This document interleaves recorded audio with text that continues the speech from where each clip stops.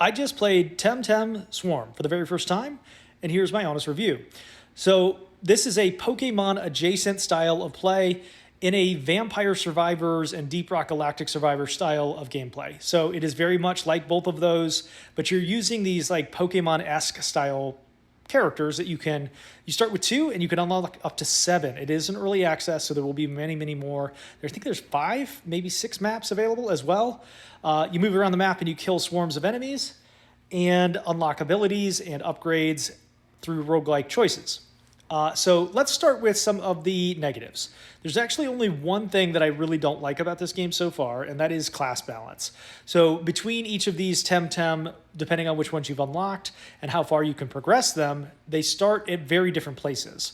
So there isn't a lot of balance in between these classes. Some of them are very clearly stronger than others, but that is easy to fix for the most part, and I hope that they are able to balance these out a little bit better as we progress. So in terms of positives, there's a lot to do here. There's a ton of content for a very early access $9 game. There are evolutions available as you progress through these levels. You can evolve your Temtem into, I think, one of 3 different levels, and then each of the abilities gets 5 levels, and then you get augmentations after that.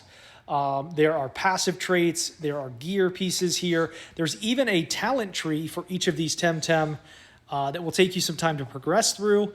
The maps are challenging, but not unfair. The bosses at the end of these are challenging, but not unfair, and they get harder as you go. So there's a ton of like interesting progression to be made in that regard.